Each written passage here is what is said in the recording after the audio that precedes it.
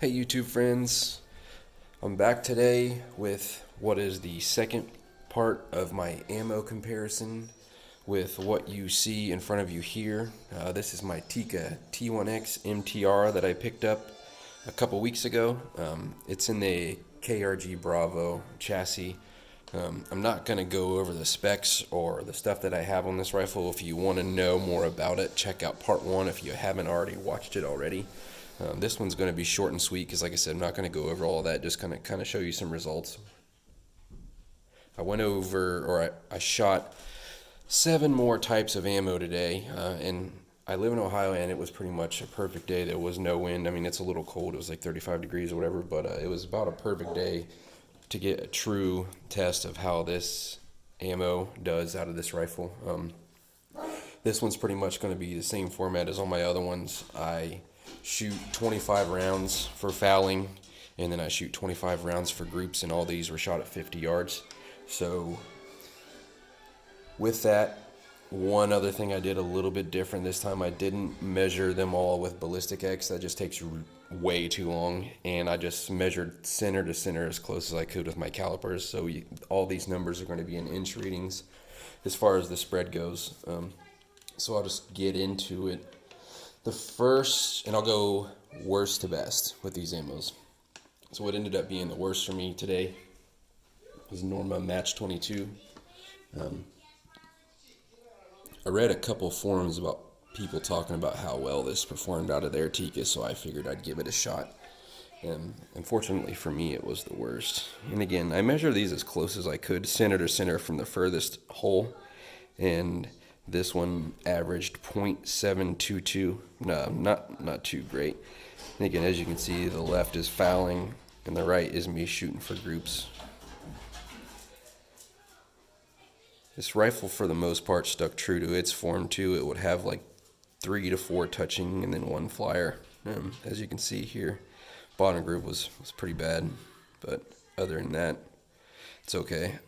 Probably wouldn't buy this in bulk. I think it's a little pricey for that. But another type of ammo that I tried today is RWS Target Rifle, and these cases had the same markings on them, and from the naked eye, they look like exactly the same round. So it probably is. They just branded different, so you pay a little bit more money for it. And anyway, 50 yards, averaged .722, and that was Norma Match. So next, I mixed in a couple different types. This time I tried 2 pistol branded rounds. This one is Pistol Match from CCI. And both these pistol rounds, they weren't like your OSP pistol where it's going like 900 feet per second. These seemed like they were pretty much around 1050, 1060. I didn't have my chronograph, so I don't have exact numbers. So here's the groups. As you can see, didn't perform as well as I thought it would. The second one from the bottom, it's not bad. Average .582, so a little getting close to .6 inches. And again, that's CCI pistol. It says 1070 on the box, and for me, I felt like it was pretty close to that. So performed a little worse than I thought it would, but that's still not hateful, I guess. So anyway, moving on. This one kind of surprised me a little bit. This is something that a lot of people say that their rifles shoot well. So I figured I'd give it a go. So this is the new offering from SK. It's their long range, or at least what they consider to be long range. I didn't get it any further than 50 yards, so I don't know how it does at long range. It's a 42 grain projectile, I believe. It's fairly expensive. I think it's like $10 a box or something. So see how that did. For me, it averaged .573. Not too terrible. The groupings were a little weird though. The second one from the bottom, it had a lot of left to right. I mean, I was pretty steady. Not any wind whatsoever, so I know the wind wasn't blowing it. And then if you go to the group directly below that, the spread was up and down, so it was a little strange. So I'm not really sure what's going on with that. Average .573. I mean, not too bad. I mean, as you can see, most of these groups are 3 to 4 touching, and then you have 1 or 2 that are flying. The bottom one ended up being pretty good. It's a little expensive for me going off these numbers to probably buy again. I mean, I wouldn't mind seeing what it does beyond 50 yards, 100, 2, 3, 4, whatever.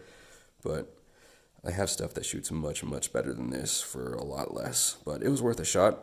I was thinking I was going to do a little bit better, but I don't think this rifle particularly likes SK branded ammo too much. This is pretty much about the same results that I've been seeing from most of the SK stuff, but worth a shot. Glad I tried it. SK long range. Next is the second type of pistol branded ammo that I tried, this SK Pistol Match. And again, it was going a lot faster than I thought it would. I was expecting it to be down into the 900s, but I didn't have to re-zero or change zero, anything like that, as you'd expect something going that slow. So, didn't have a chronograph. I wish I did. And here's how it shot. Getting close to half an inch for most of these. Couple pretty good groups in there. The third one down was pretty much one clover leaf. Throwing a couple bad groups there, but you know, it's worth a shot. A little expensive. Not going to buy this stuff anymore, but I just figured I'd give it a shot. So anyway, you can see how it did. 0.396, and again, that's me measuring with calipers. That's not using an app or anything. So not hateful, but not going to buy this anymore. Next is another expensive offering from Eley. This one was Eley Club. I think it's fairly popular. I see a lot of people out there having pretty good results with this stuff, so I figured I'd give it a shot. I'm a big fan of Eley. It shot well for me. Eley Target's my favorite round to shoot. Out of the Ruger Precision Rimfire, it shoots basically clover leaf with this. At least a 50 yard shoots it well at 102. Here's the groups. One on the top was pretty good, except for that flyer. Probably me, but I don't care. 0.563, getting down there, getting closer to half an inch. Second one from the bottom wasn't too good, so that kind of upped the average. But as you can see in the bottom fouling round, again, it's just how this rifle shoots. It'll be one hole plus a flyer somewhere, but overall not too bad. And again, this is Eley Club, fairly expensive stuff. I'm not going to buy it anymore, but worth a shot. So here's the RWS ammo I talked about before. I know it's the same thing as the Norma Match. It's just they rebranded probably to make you pay a little bit more and put it in a fancy box. Here's how it shot for me. It was a little bit better, but not too much. Again, it's 3 to 4 touching with 1 or 2 flyers. Not too bad. Again, I'm not going to buy this anymore because I have cheaper ammo that shoots better than this, but I like to see what's out there and see how it performs. Not going to buy it anymore. But, oh, look at this one. See, I think this was on this target, so where does that come from? But that's the ammo. Not bad. So, as most people say, and this is a very common type of ammo, a lot of people shoot it, and for a good reason. I got some more Center-X. Only got 50, and I only buy 50 of these because a lot of this stuff is expensive, and I don't see the need to buy a whole brick of it, and then your rifle shoots it like crap. So you might as well get in 50, give it a shot, see how it goes, try it from there, and then if it shoots it well, buy more. In this case, it's exactly what I'm going to do. The numbers speak for themselves here. These are pretty ridiculous. Even the fouling groups are good, and my goal is to get through the fouling rounds as quick as possible because this takes forever, so I hope you guys can appreciate this. I just basically cycle it, pull the trigger, point it at the red thing, shoot, and it shoots well. 0.39. Now, the second group from the bottom would have been the smallest one of the day, minus that flyer. I measured it, and it was like 0.19 or 0.2 or something like that. It was really, really small. Take that out. That's 3 out of 4 that were basically the same hole. As you can see, the bottom group there.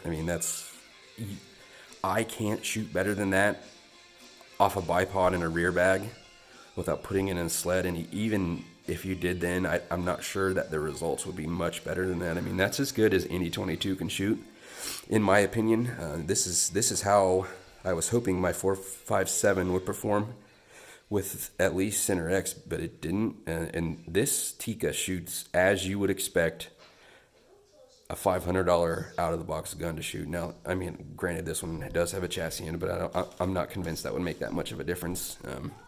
So it averaged 0.402. The groups speak for themselves. It shoots really well. I went ahead and ordered a brick of this stuff. It's not for plinking, but you know, I mean, as you can see here, if you're shooting matches and competitions or whatever, this is what I'm going to go to. So that's going to conclude my testing, at least for this. What I plan to do next is take all the ones that shot really well and move it out to 100 and measure groups from there. So be looking out for that at 100 yards. So anyway, appreciate you guys watching, and stay tuned. Thank you.